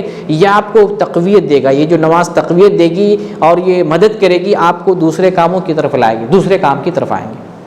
تو جو بھی جن اعمال سے ایمان میں بڑھوتری ہوتی ہے، آدمی کو ایسے کام کرنا چاہیے، ایسے کاموں کی رغبت پیدا کرنی چاہیے۔ پھر اس سے کیا ہوتا ہے، آدمی کو دوسرے نیک کام کی سعادت اور اسے توفیق نصیب ہوتی ہے۔ اسی طریقے سے ایک عمل جس کی بنیاد پر انسان کے اندر نیکی کی توفیق پیدا ہوتی ہے، وہ اللہ کے احسان کو یاد کرنا، اللہ کے فضل کو یاد کرنا، اللہ ہمارے اوپر کتنا مہربان ہے کہ اس نے ہمیں پیدا کیا، اچھا ڈھانچہ دیا اور ایمان والوں میں سے بنایا۔ اس سے بڑھ کر دنیا کی کوئی دولت نہیں ہے۔ اللہ کی بہت ساری نعمتوں میں سے ایک بڑی نعمت یہ ہے کہ اللہ تعالیٰ نے ہمیں ایمان دیا ہے۔ تو اللہ کے جو فضل ہیں، انعامات ہیں، ان کا احساس کر کے اللہ رب العالمین کی حمد و ثنا بیان کریں گے، اس کا شکریہ ادا کریں گے۔ اور اللہ کی جب تعریف کرتے ہیں، اللہ کا شکریہ بجا لاتے ہیں، اللہ تعالیٰ نعمتوں میں اضافہ کرتا ہے، اللہ تعالیٰ مہربانیوں میں اضافہ کرتا ہے، اللہ تعالیٰ اپنے فضل سے ہمیں مزید نوازتا ہے۔ اور اگر آدمی اللہ کی حمد و ثنا نہیں کرتا، اللہ کا شکر نہیں بجا لاتا ہے، تو پھر اللہ نعمتوں سے اسے محروم بھی کرتا ہے۔ لئن شکرتم لازیدنکم ولئن کفرتم ان عذابی لشدید، اگر تم نے میری نعمت پر شکریہ ادا کیا تمہیں اور دیں گے، لیکن اگر تم نے کفران نعمت کیا، میری نعمت کا انکار کیا، شکریہ نہیں ادا کیا، تو سمجھ لو میری پکڑ بہت سخت ہے۔ تو اللہ تعالیٰ دیتا ہے تو چھیننے والا بھی ہے، عذاب بھی دینے والا ہے۔ تو ہمیں اللہ کی نعمتوں، اس کے فضل و کرم کا ادراک اور احساس ہونا چاہیے، اور پھر اللہ رب العالمین کی اس پر حمد و ثنا کرنے چاہیے، اللہ کا شکر بجا لانا چاہیے۔ ایک انسان اگر ہمارے اوپر کوئی مہربانی کرتا ہے کتنا یاد رکھتے ہیں، جس نے ہم کو ویزا دیا ہوگا ہم کتنا یاد کرتے ہیں، اس کی وجہ سے ہمیں ویزا ملا۔ کوئی آدمی ٹکٹ کٹا دیتا ہے، کوئی آدمی جو ہے گاڑی سے کہیں پہنچا دیتا ہے، ایئرپورٹ پہنچا دیا، ایئرپورٹ سے لے آیا، یا کوئی آدمی زندگی میں کہیں پر کوئی ساتھ دیتا ہے، کتنا یاد کرتے ہیں۔ جس آدمی نے ہمارے اوپر احسان کیا ہوتا، اگر وہ ہمارے روم میں آتا ہے، ہم سے ملنے کے لیے آتا ہے، کتنا خوش ہوتے ہیں، بڑا ویلکم کرتے ہیں۔ اللہ تعالیٰ تو بڑا فضل کرنے والا، بہت نوازنے والا ہے، تو ہمیں تو اس کا ہمیشہ گنگان کرنا چاہیے، اس کی حمد و ثنا، مدح سرائی کرنی چاہیے، اور اس کا شکر بجا لانا چاہیے۔ تو اللہ کی نعمتوں کا احساس ہونے کے ساتھ ساتھ اللہ کی حمد و ثنا اور اللہ رب العالمین کا شکریہ ہمیں بجا لانا چاہیے۔ اس سے کیا ہے، اللہ تعالیٰ مزید نعمتیں دے گا، اور نعمت کے ساتھ ساتھ اللہ تعالیٰ نیکیوں کی توفیق بھی ہمیں عطا فرمائے گا۔ اسی طریقے سے ایک یہ بھی عنصر ہے جس کے ذریعے ہم نیکی کی طرف آ سکتے ہیں، وہ یہ ہے اچھے دوست کا انتخاب کریں۔ کبھی بھی برے دوست کا انتخاب نہ کریں، اچھے دوست کا انتخاب کریں۔ اگر دوستی کریں اچھے لوگوں سے، کیونکہ نبی کریم صلی اللہ علیہ وسلم کا فرمان الرجل علی دین خلیلی، آدمی اپنے دوست کے دین پر یعنی دوست کے طریقے پر ہوتا ہے۔ تو آدمی یہ غور و فکر کرے کہ اس کا دوست کیسا ہے، دوستی اچھی ہوگی نیکی کی توفیق ملے گی، اس لیے اپنا دوست اچھا بنے، آپ کو بہت سارے نیک کام کی ترغیب اس سے ملے گی اگر دوست اچھا ہو۔ کوئی عالم دین دوست ہوتا ہے، کوئی عبادت کرنے والا آپ کا دوست ہو، کوئی جو ہے نیکی کا کام کرنے والا دوست ہو، کوئی چیریٹی کرنے والا دوست ہو، آپ اس کے بل پر آپ نیکی کا کام کریں گے۔ آپ کا ساتھی اگر نمازی ہوگا آپ بھی آٹومیٹک نمازی بن جائیں گے۔ آپ کا ساتھی اگر چیریٹی کرنے والا ہوگا، صدقہ و خیرات کرنے والا ہوگا، آپ دیکھ کے آپ کے اندر بھی جوش آئے گا، نہیں مجھے بھی کرنا چاہیے۔ اگر کوئی ساتھی آپ کا تبلیغ کرنے والا ہوگا، علم پھیلانے والا ہوگا، یا جو ہے لوگوں کی رہنمائی کرنے والا ہوگا، آپ کے اندر بھی جذبہ ہوگا، نہیں ہم کو بھی کرنا چاہیے، ہمیں ساتھ دینا چاہیے۔ تو جیسا دوست کا انتخاب کریں گے آپ کے اوپر اسی طرح کا اثر ہوتا ہے۔ اس لیے دوستی اچھے لوگوں سے ہو، صحبت اچھی ہو، اور ماحول اچھا ہونا چاہیے۔ اچھے دوست کی مثال رسول اللہ صلی اللہ علیہ وسلم نے کیسے دی ہے؟ اچھا دوست کیسا ہوتا ہے؟ جیسے مشک بیچنے والا، خوشبو بیچنے والا، کہ اگر آپ اس سے خوشبو خریدتے ہیں تو خوشبو ملے گی، نہیں بھی خریدتے ہیں تو آپ کو کم سے کم خوشبو کی وہ مہک آپ کو ضرور ملے گی، کچھ نہ کچھ آپ کو مہک کا وہ حصہ ملے گا۔ اور برا دوست جیسے بھٹی سلگانے والا آدمی، یا تو آپ کا کپڑا جلے گا یا آپ کو کم سے کم بدبو ضرور محسوس ہوگی۔ اچھے دوست کی مثال خوشبو سے دی گئی ہے کہ آپ کو خوشبو اور اچھی مہک ملے گی۔ تو اچھے دوست کا ہمیں انتخاب کرنا چاہیے، اس سے ہمیں نیکی پر تعاون ملتا ہے، نیکی کی ہمیں توفیق ملتی ہے۔ اسی طریقے سے ایک پوائنٹ یہ ہے کہ جو نفس ہمارے اندر اللہ تعالیٰ نے رکھا ہے، اس نفس کے خلاف میں مجاہدہ کرنا ہے۔ انسان کا جو نفس ہے وہ انسان کو خواہشات کی طرف لگاتا ہے، انسان اس وجہ سے خواہشات کا دلدادہ بنتا ہے۔ اب اس نفس کو کنٹرول میں لانے کے لیے انسان کو اس نفس کے خلاف جہاد کرنا ہے۔ اس لیے نفس کے خلاف جہاد کو علماء نے سب سے بڑا جہاد قرار دیا ہے۔ نفس کے خلاف جہاد جو ہے بڑا جہاد ہے، اور رسول اللہ صلی اللہ علیہ وسلم نے نفس کے بارے میں بیان فرمایا، جو بخاری کے اندر بھی ہے، صحیح مسلم کے اندر حدیث موجود ہے، لیس الشدید بالسرعہ انما الشدید الذی یملک نفسہ عند الغضب۔ پہلوان وہ نہیں ہے جو لوگوں کو پچھاڑ دیتا ہے، پہلوان کون ہے؟ جو غصے کے وقت اپنے نفس کو کنٹرول میں رکھتا ہے وہ پہلوان ہے. تو اس نفس کو کنٹرول میں ہمیں رکھنا ہے, اس کے خلاف جہاد کرنا ہے, یہ ہمارا نفس کنٹرول میں رہے اس کے لیے ہمیں کوشش کرنا ہے. اس نفس کو یوں ہی چھوڑ دیتے ہیں تو آپ تو جو ہے خواہشات کے جو ہے غلام بن جائیں گے. یوں ہی نہیں چھوڑنا, اس نفس کو دبا کر کنٹرول میں رکھنا ہے. اسی لیے اللہ تعالیٰ نے قرآن میں کیا فرمایا, وَأَمَّا مَنْ خَافَ مَقَامَ رَبِّهِ وَنَهَى النَّفْسَ عَنِ الْهَوَىٰ فَإِنَّ الْجَنَّةَ هِيَ الْمَأْوَىٰ, جو اپنے رب کے سامنے کھڑے ہونے سے ڈرتا ہے, وَنَهَى النَّفْسَ عَنِ الْهَوَىٰ, اور نفس کو کس سے روکتا ہے, خواہشات سے روکتا ہے. جو نفس کو خواہشات سے نہیں روکا وہ رب کے سامنے کھڑے ہونے سے نہیں ڈر پائے گا.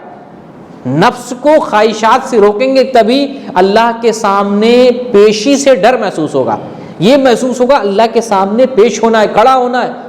لیکن اگر نفس کو بے لگام چھوڑ دیے ہیں, اس کو آپ نے کنٹرول میں نہیں لایا ہے, تو رب کے سامنے کھڑے ہونے کا ڈر اور احساس نہیں ہوگا کہ ہمیں ایک دن اللہ سے ملنا ہے, اللہ کے پاس جانا ہے, حساب و کتاب دینا ہے, اللہ ہمارا حساب لے گا, ایک ایک پائی کا حساب لے گا, ایک ایک لمحے کے بارے میں ہم سے پوچھے گا. یہ خیال آپ کے اندر نہیں پیدا ہوگا. اگر پیدا کرنا چاہتے ہیں اس کے لیے وَنَهَى النَّفْسَ عَنِ الْهَوَىٰ, نفس کو ہوا سے روکنا پڑے گا, خواہشات سے روکنا پڑے گا, تبھی جا کر کے یہ خیال اور شعور پیدا ہوگا کہ ہمیں ایک دن اللہ کے سامنے کھڑا ہونا ہے. تو جس کے اندر یہ خیال پیدا ہو جائے کہ ہمیں اللہ کے سامنے کھڑا ہونا ہے, ڈر محسوس ہو جائے, فَإِنَّ الْجَنَّةَ هِيَ الْمَأْوَىٰ, ایسے لوگوں کا ٹھکانہ جنت ہے, ایسے ہی لوگوں کو جنت ملتی ہے. تو اگر عمل کی توفیق چاہیے تو ہمیں کیا کرنا پڑے گا, نفس کے خلاف جہاد کرنا پڑے گا, مجاہدہ کرنا پڑے گا, تب جا کر نیکی کی ہمیں توفیق ملے گی. اور اسی طریقے سے ایک مرحلہ یہ بھی ہے کہ ہم شیطانی وسوسوں سے, شیطانی ہتھ کنڈوں سے اور شیطان کے پکڑ سے اور اس کے مکر و فریب سے بچنے کی کوشش کریں. اللہ تعالیٰ سے پناہ مانگیں, شیطان کے ہتھ کنڈوں سے پناہ مانگیں, اور شیطان سے تحفظ کے لیے اسلام نے جو حفاظتی اور جو کچھ حصار بتایا اور سکھایا ہے ہم ان کو عمل میں لائیں. سوتے جاگتے اور جو ہے نماز کے ذریعہ, تلاوت کے ذریعہ, ذکر و اذکار کے ذریعہ شیطان سے اپنے نفس کو, اپنے آپ کو بچائیں. شیطان ہمیں ورغلانا چاہتا ہے. دیکھیں انسان جو ہے اس بات سے ڈرتا ہے کہ کہیں شیطان ہم کو پکڑ نہ لے, شیطان کہیں ہم کو نقصان نہ پہنچائے, لیکن اس بات سے نہیں ڈرتا ہے کہ شیطان ہمیں عبادت سے غافل کر دے گا, شیطان ہمیں اللہ کے ذکر سے غافل کر دے گا. اس سے نہیں ڈرتا. کس سے ڈرتا ہے انسان؟ شیطان کہیں پٹک نہ دے, شیطان کہیں مار نہ دے, شیطان کہیں گلا نہ دبا دے. مارنے کا بہت ڈر لگتا ہے, لیکن عبادت کے بارے میں فکر نہیں کہ شیطان ہمیں مارنا نہیں چاہتا ہے. شیطان جو ہمارے لیے کیا کرتا ہے, وہ دین سے دور کرے گا, عبادت سے دور کرے گا, ذکر سے دور کرے گا. تو اس کی ہمیں فکر کرنا ہے. اگر آپ شیطان سے مار سے بھی ڈرتے ہیں تو بھی میں آپ کو بتانا چاہتا ہوں, اور عبادت کو بھی بچانا چاہتے تو بھی میں نصیحت کرنا چاہتا ہوں کہ اگر آدمی 5 وقت کی نماز ادا کر کے 8 اوقات میں اگر ذکر کا پابند ہو جائے, شیطان کچھ نہیں بگاڑ سکتا ہے. نہ آپ کو مارے گا, نہ پریشان کرے گا, نہ آپ کو عبادت سے دور کر پائے گا. 8 اوقات میں اللہ کا ذکر کریں. وہ کون سے 8 اوقات ہیں؟ 5 وقت کی نماز کے بعد جو ذکر ہے کبھی نہیں چھوڑیں. نماز پڑھیں, فرض نماز, اور نماز کے بعد کے اذکار کبھی بھی نہیں چھوڑیں, کتنوں جلدی ہو. اگر آپ مسجد سے چلے بھی جا رہے ہیں, جلدی بازی کی وجہ سے آفس جانا ہے, تو بلا شبہ جائیں, لیکن ذکر پڑھتے ہوئے جائیں, ذکر کو نہیں چھوڑیں. 5 اوقات 5 وقت کی نماز پڑھیں, نماز کے بعد کے اذکار ہمیشہ مسلسل پڑھیں, کبھی نہ چھوڑیں. شیطان کبھی ٹچ نہیں کرے گا. یہ 5 ٹائم یہ ہے. ایک ہے صبح کے اذکار, ایک ہے شام کے اذکار, 5 2 7, اور ایک ٹائم ہے سوتے وقت, سونے کے جو اذکار ہیں, دعائیں ہیں, وہ پڑھ کے سوئیں. خاص طور سے جو 3 صورتیں ہیں, سورہ فلق, سورہ ناس اور سورہ اخلاص, یہ 3 صورتیں پڑھیں, اپنے ہاتھ پہ پھونک ماریں اور پورے بدن پر پھیر لیں. شیطان آپ کو گلا بھی نہیں دبائے گا, شیطان آپ کو عبادت سے بھی نہیں روکے گا. لیکن 8 اوقات اللہ کی بندگی کے ساتھ ساتھ 8 اوقات ذکر کی پابندی کریں. 5 ٹائم نماز کے بعد, 2 ٹائم صبح شام, اور ایک سوتے وقت. 8 ٹائم, اور جاگتے وقت تو چھوٹے سے اذکار ہیں, کوئی مسئلہ نہیں. خصوصی طور پر اگر 8 ٹائم ذکر کا پابند بن جاتے ہیں, شیطان کچھ نہیں کرے گا. تو نیک کام کی توفیق کے لیے یہ بھی ضروری ہے کہ شیطان سے اپنے آپ کا تحفظ کریں. جن چیزوں کی وجہ سے شیطان ہمیں ورغلاتا ہے, بھٹکاتا ہے, غلط کاموں کی طرف لگاتا ہے, ان چیزوں سے, ان ذرائع سے ہمیں پرہیز کرنا ہے اور بچنا ہے. ایک آخری پوائنٹ جس کی وجہ سے ہمیں نیکی کی توفیق مل سکتی وہ ہے سوشل میڈیا کے زمانے میں ہے. اس کو بھی ہمیں سمجھنا ہے, جاننا ہے. آج ہر کوئی سوشل میڈیا سے اٹیچ ہے. اس کا استعمال جو ہے بس ضرورت بھر ہو یا ضرورت کے ساتھ ساتھ کچھ مفید حد تک ہو. ایک ہے موبائل کا ضرورت بھر استعمال, کسی کو فون کرنا ہے, اکاؤنٹ چیک کرنا ہے, اکاؤنٹ سے کچھ بھیجنا ہے, موبائل میں کچھ چیز جو ہے کسی کو ٹرانسفر کرنا ہے, یہ ضرورت ہے. اور ایک ہے ضرورت کے بعد دین سیکھنے کے لیے, بیانات سننے کے لیے, کچھ کتابوں کا مطالعہ کرنے کے لیے. یہ ایک ہے کہ آپ جو ہے کچھ فائدہ اٹھانا چاہتے ہیں تو فائدہ اٹھانا بھی اتنا ہی دیر تک جتنا آپ مفید کام کریں. مفید کام جیسے ہی کر لیا آپ نے موبائل کے ذریعے, سوشل میڈیا کے ذریعے, اب آپ اس کا استعمال زیادہ نہ کریں. زیادہ کریں گے, برابر کریں گے, اس میں آپ پل پڑیں گے, لگ جائیں گے تو پھر آپ اس کے دیوانے ہو جائیں گے, اس سے ٹچ میں رہیں گے, اللہ سے ٹچ میں نہیں رہیں گے.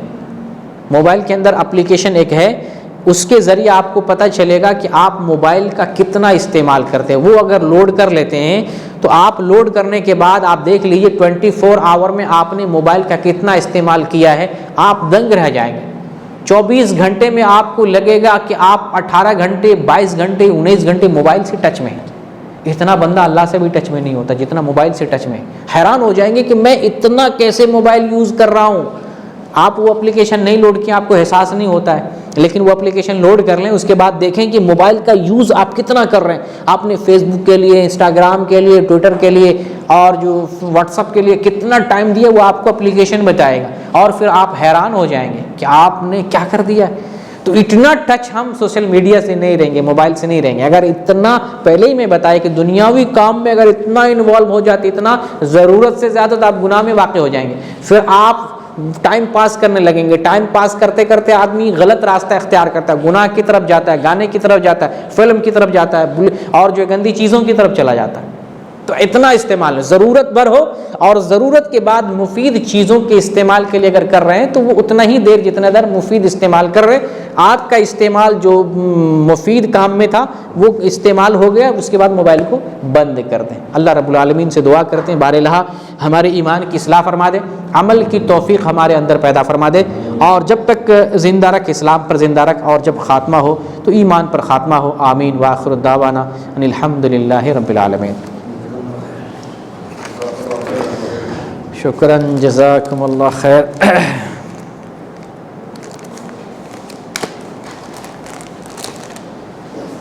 شیخ محترم یہ جو ہے مسواک, ایک مسواک دیجیے.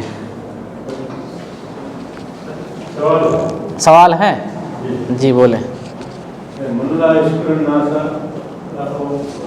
جی جی جی, جو لوگوں کا شکریہ ادا نہیں کرتا.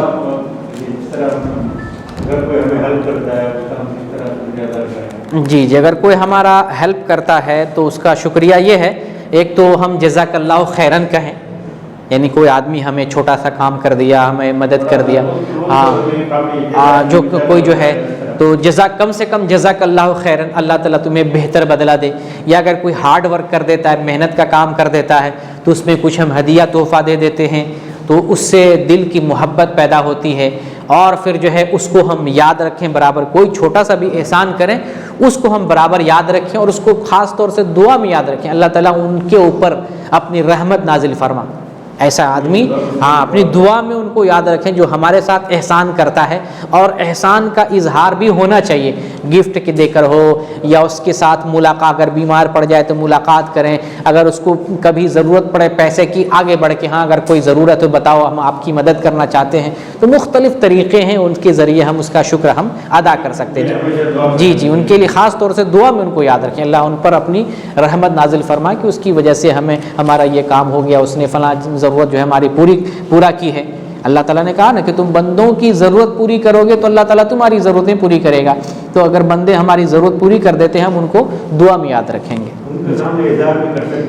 ہاں, ان کے سامنے تو ڈائریکٹلی اظہار ہو گیا جزاک اللہ خیرن, اور اس طرح سے جو ہے ان کا دل رکھنے کے لیے, ان کو جو ہے مزید جو ہے انکریج کرنے کے لیے کہ آپ اچھا کام, جیسے بہت سے لوگ چیریٹی کا کام کرتے ہیں, آپ بہت اچھا کام کر رہے ہیں, اس سے لوگوں کو جو ہے فائدہ ہو رہا ہے, ہم کو بھی فائدہ ہو گیا, ہم پریشان تھے, آپ کی وجہ سے ہمارا کام ہو گیا, ضرورت پوری ہو گئی. تو ایسا انکریج کرنا چاہیے, لوگوں کا شکریہ ادا کرنا چاہیے زبان کے طور. جی جی. آج کل جی وہاں جو خطبہ دینے کا جو اس میں اللہ صلی اللہ سیدنا محمد والا آل سیدنا محمد جی جی سیدنا ایڈ کرنا ہے. ہاں کسی حدیث میں درود کا جو بھی صیغہ وارد ہے کسی میں سید کا لفظ نہیں آیا ہے. تو درود جو ہے پڑھتے ہوئے جیسے یہ عام پڑھتے ہوئے سید کا بھی لفظ استعمال، نبی کریم صلی اللہ علیہ وسلم تو سید ہی ہیں، حدیثوں میں آیا ہے کہ میں آپ بنی آدم کے جو ہے سردار ہوں، سید ہوں، انا سید ولد آدم، یہ حدیث کے اندر آیا کہ میں آدم کی اولاد کا سردار ہوں. یہ نبی صلی اللہ علیہ وسلم کے لیے یہ لفظ آیا، تو سید کہنے میں کوئی حرج نہیں، لیکن درود میں خاص طور سے سید کا لفظ نہیں آیا ہے. تو جب آپ اردو زبان میں درود پڑھتے ہیں، اے اللہ محمد صلی اللہ علیہ وسلم پر درود نازل فرما، جیسے ہم نے ابھی شروع کیا اپنی بات تو درود پڑھا تھا، تو اپنی زبان میں بھی پڑھ سکتے ہیں، انگلش میں بھی پڑھ سکتے ہیں، ویسے عربی میں بھی کوئی پڑھنا چاہے تو پڑھ سکتا ہے، کوئی حرج کی بات نہیں. لیکن اس کو سنت سمجھ کے نہ پڑھے، کوئی آدمی اسی کو خالی جو ہے خاص نہ کر لے، یا اس کو سنت پڑھ سمجھ کے نہ پڑھے، یا یہ نہ سمجھے کہ ایسا خاص طریقے سے پڑھنے سے کوئی ثواب ملتا ہے. یہ درود کا جو درود کے پڑھنے کا ایک جو ذکر ہے، اس طریقے سے اگر کوئی پڑھتا ہے درود کی حیثیت سے کہ ہم نبی پر درود پڑھ رہے ہیں، تو اس میں کوئی حرج نہیں. تو ہم دوسری زبانوں میں بھی درود پڑھ سکتے ہیں، اردو میں پڑھتے ہیں، ہندی میں نبی پر درود پڑھتے ہیں، انگلش میں پڑھ سکتے ہیں، تو اسے عربی میں بھی اپنی مرضی سے کسی بھی لفظ کے ذریعے درود پڑھ سکتے ہیں، کوئی حرج نہیں. لیکن شرط یہ ہے کہ اس کو سنت نہ سمجھے، کہ یہ لفظ جو ہے سنت ایسا نہ سمجھے، یا اس لفظ کے پڑھنے کی وجہ سے اتنا ثواب ملے گا ایسا نہ ہو. یہیں پر ایک پوائنٹ یہ بھی ذکر کر دوں، بعض حدیثیں آپ کو ملے گا دعا، بعض دعا ضعیف ہوتی، جسے سنتے ہیں نا یہ دعا ضعیف ہے، یہ دعا ضعیف ہے، ایسا بہت ساری دعائیں ملتی ہیں. تو اہل علم نے کہا ہے کہ اگر دعا ضعیف ہی کیوں نہ ہو لیکن الفاظ درست ہیں، معنی اس کا صحیح ہے، تو ضعیف دعا بھی مانگ سکتے ہیں. جیسے ہم اپنی زبان میں اللہ سے دعا مانگتے ہیں نا، تو وہی چیز اگر عربی میں ہے تو کیا حرج ہے، عربی میں بھی مانگ سکتے ہیں. لیکن کرنا کیا ہے، آپ کو یہ سنت نہیں سمجھنا، یہ نہیں سمجھنا ہے کہ یہ نبی کے الفاظ ہیں، سنت والا لفظ نہیں سمجھنا ہے. دوسرا کیا کہ اس کو پڑھنے سے کوئی خاص فائدہ ہوگا، نہیں، ایک دعا ہے، دعا کے طور پر اچھے الفاظ ہے، اچھا معنی ہے، اس کی ضرورت ہے. جیسے ہم رزق کی دعا مانگ رہے ہیں، رزق کے متعلق کوئی دعا ہے لیکن ضعیف ہے، ہم رزق کی حیثیت سے دعا مانگ رہے ہیں، سنت نہیں سمجھیں گے کہ یہ لفظ جو ہے سنت ہے، یا سنت میں یہ وارد ہے، یا اس کے پڑھنے سے کوئی خاص فضیلت، ایسا نہیں سمجھیں گے. تو ضعیف جیسے اس طرح سے جو ہے درود میں بھی یہی ہے کہ الفاظ بدل کر بھی اپنی زبان میں، اردو میں، انگلش میں، ہندی میں، کسی بھی زبان میں پڑھ سکتے ہیں، لیکن اس کو سنت نہیں سمجھنا ہے، یا اس کو یہ نہیں سمجھنا ہے کہ ایسا پڑھنے سے، اس طرح سے پڑھنے سے کوئی خاص فضیلت ہے. جیسے بدعتیوں نے ایک جو درود کا صیغہ ایجاد کر لیا ہے، جان رحمت پہ لاکھوں سلام، مصطفیٰ جان رحمت پہ لاکھوں سلام، ایک خاص کر لیا ہے، تو یہ بدعت ہو گیا. خاص نہیں کرنا. پھر یہ سمجھتے ہیں کہ اس طریقے سے درود پڑھنے سے یہ فضیلت، یہ فائدہ، یہ طریقہ مل، تو وہ بھی بدعت، ایسا نہیں کرنا ہے. جیسے ہم مدینہ شریف جاتے ہیں تو سلام دیتے ہیں، تو باقی ٹائم یہاں بیٹھے بیٹھے بھی سلام بھیج سکتے ہیں. بیٹھے بیٹھے نماز میں بیٹھے بیٹھے پوری دنیا سے لوگ نماز میں سلام پڑھ رہے ہیں. السلام علیکم ایھا النبی، اور یہ سلام ہی تو ہے، نماز پڑھ رہے ہوتے تو سلام بھیج رہے ہیں، نبی پر سلام پڑھ رہے ہیں، یعنی یہ نماز پڑھ رہے ہیں لیکن نبی پر سلام جا رہا ہے. کہیں سے بھی سلام پڑھ سکتے ہیں. حدیث کے اندر آیا آپ کہیں سے بھی سلام پڑھیں، آپ تک سلام پہنچایا جاتا ہے، آپ تک سلام. فرشتے باقاعدہ، دوسری حدیث میں ہے باقاعدہ اس کے لیے فرشتے گھومتے ہیں پورے زمین میں، جہاں پر بھی آدمی درود پڑھ رہا ہوتا ہے یہ سلام جو فرشتے لے کر پہنچا. درود اور سلام ایک ہی ہوتا ہے؟ نہیں، دو الگ الگ چیز. درود صلات کا مطلب درود ہوتا ہے، اور لفظ سلام کا مطلب سلام ہوتا ہے. صلی اللہ علیہ وسلم، یہ جو پڑھتے نام صلی اللہ علیہ وسلم، اس میں درود بھی آ گیا، سلام بھی آ گیا. السلام علیکم یا رسول اللہ، تو اس میں سلام صرف ہے، لیکن یہ صیغہ صلی اللہ علیہ وسلم، اس میں درود سلام دونوں آ گئے.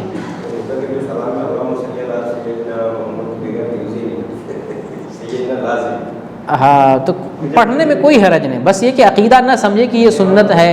اور یہ فجر کے بعد مشرق تک بیٹھ کے دو رکعت نماز پڑھے تو عمرہ کا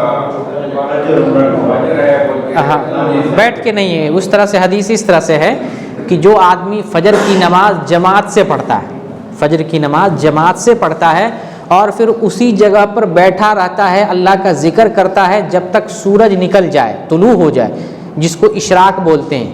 سورج نکلنے کے بعد، اشراق کے بعد پھر جو ہے ٹائم لگتا ہے تھوڑا سا سورج کو بلند ہونے میں. ایک ہے اشراق اور ایک ہے بلند ہونا، اس کو تقریباً 10 سے 12 منٹ تک ٹائم لگتا ہے. جب سورج نکل کر ایک نیزہ یا 1 میٹر سمجھ لیں، 1 ڈیڑھ میٹر، 1.25 میٹر تک سورج بلند ہو جائے، اب آپ اشراق کی نماز پڑھ سکتے ہیں.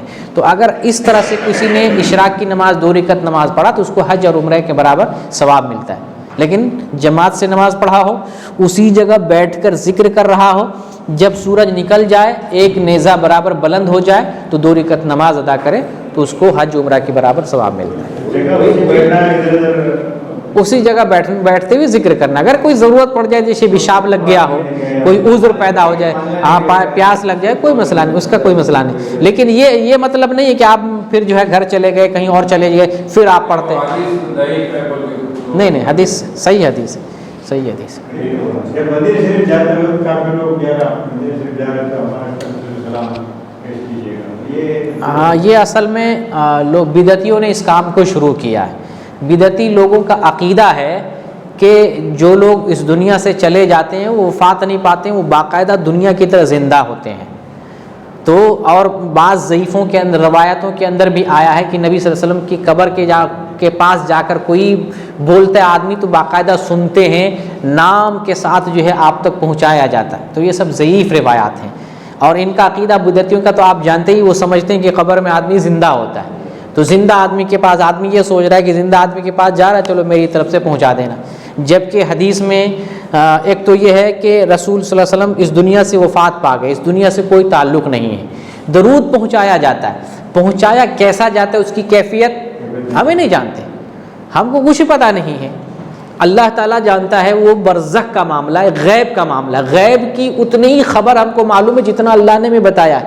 جتنا نہیں بتائے عقل نہیں لگائیں گے, اور دنیا پر قیاس نہیں کریں گے. جیسے ہم بیٹھ کے ابھی سن رہے ہیں نا, تو اسی طریقے سے نبی سنتے ہیں یا نبی تک پہنچایا جاتا, ہم نہیں قیاس کر سکتے. دنیا اور برزخ 2 علیحدہ دنیا ہے, الگ الگ دنیا, قیاس نہیں کریں. بس ایمان لائیں گے آپ نبی صلی اللہ علیہ وسلم پہنچایا جاتا, کیفیت کیا ہے ہمیں نہیں معلوم, کچھ نہیں معلوم. تو یہ جو کہا جاتا ہے نا, بدعتی لوگ سوچتے ہیں, سمجھتے ہیں عقیدہ ہے کہ زندہ ہے, چلو پراپر طریقے سے سنتے ہیں, اس لیے ہمارا بھی سنا دینا وہاں جا کے. اس کی کوئی ضرورت نہیں. جہاں سے بھی آپ درود پڑھتے ہیں آپ تک پہنچایا جاتا ہے, کہیں سے بھی. تو اس لیے اس کی ضرورت نہیں ہے. صحابہ سے کسی سے بھی یہ دلیل نہیں ملتی جو صحابہ یا تابعین عراق میں یا دوسرے شہروں میں, دوسرے ملکوں میں تھے, اپنا سلام بھیجتے تھے. یہ بدعتی لوگوں نے یہ خرافات شروع کیا ہے, دین میں اس کی کوئی اصل نہیں. درود میں جمعہ کے دن کا فضیلت جو ڈائریکٹ پہنچتا ہے ان کو جی, درود جو ہے جمعے کے دن کثرت سے پڑھنا چاہیے. جمعے کے دن کثرت, درود تو جب بھی پڑھیں گے نبی صلی اللہ علیہ وسلم پہ پہنچتا ہے. باقی جمعہ کے دن کثرت سے پڑھنے کا حکم آیا کہ جمعہ کے دن کثرت سے میرے اوپر درود پڑھو. جمعہ کے دن کبھی بھی درود پڑھتے ہیں, ایک مرتبہ درود پڑھتے ہیں, اللہ کی 10 رحمتیں انسان پر نازل ہوتی, وہ کسی بھی وقت, رات و دن, جمعرات جمعہ, کبھی بھی. لیکن خاص طور سے جمعہ کا دن فضیلت والا دن ہوتا ہے. تو آج کے دن بہت سارے مسنون اعمال میں سے ایک عمل یہ بھی ہے کہ کثرت سے آدمی درود پڑھے. جیسے جمعہ کے دن دعا کا اہتمام کرنا چاہیے, ایک عمل مسنون وہ بھی ہے. اور وہ کون سا ٹائم ہے, تو علماء کہتے ہیں 2 خطبہ کے درمیان, جو 2 خطبہ ہوتا ہے اس کے درمیان, یا بعض کہتے ہیں عصر اور مغرب کے درمیان. تو عصر اور مغرب کے درمیان یہ جو زیادہ راجح قوی, عصر سے لے کر مغرب تک دعا کرنی چاہیے. اسی میں سے ایک عمل یہ بھی ہے کہ آدمی کثرت سے درود پڑھے. ان اللہ و ملائکتہ یصلون علی النبی, اس کا الگ الگ معنی ہے. اللہ تعالیٰ جو ہے درود پڑھتا ہے, اس کا مطلب اللہ اپنے بندوں فرشتوں کے درمیان ذکر کرتا ہے, یاد کرتا ہے محمد صلی اللہ علیہ وسلم کو. اور فرشتے جو ہے درود پڑھتے ہیں, تو وہ فرشتے جو ہے, فرشتے واقعی پڑھتے ہیں. جیسے ہم لوگ رحمت دعا کرتے ہیں, فرشتے بھی دعا کرتے ہیں, ہم لوگ دعا کرتے ہیں, فرشتے آمین کہتے ہیں, فرشتے ہمارے لیے دعائیں کرتے ہیں. بس اللہ کا درود یا سلام یہ ہے کہ اللہ اپنے فرشتوں کے درمیان ملائے اعلیٰ میں اپنے جو ہے مقرب بندوں کے درمیان محمد صلی اللہ علیہ وسلم کا ذکر کرتے ہیں. ہاں, تو ہاں سلام بھیجتے ہیں. تو اسی کا اس کا مطلب مفہوم یہ ہے کہ اللہ اپنے بندوں, اپنے جو وہاں مقربین جو لوگ فرشتے ہیں ان کے درمیان ذکر کرتے ہیں ملائے اعلیٰ میں, فرشتوں کے درمیان.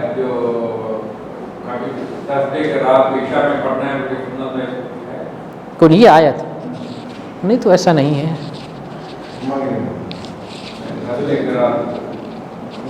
یہ آیت نہیں, سورت تو ہے جمعرات یا جمعہ کے دن فلاں فلاں صورتیں پڑھنی ہے, سورہ اخلاص یا سورہ قل یا الکافرون مغرب جمعہ سے پہلے پڑھنا ہے, یا جمعہ کے دن جو ہے.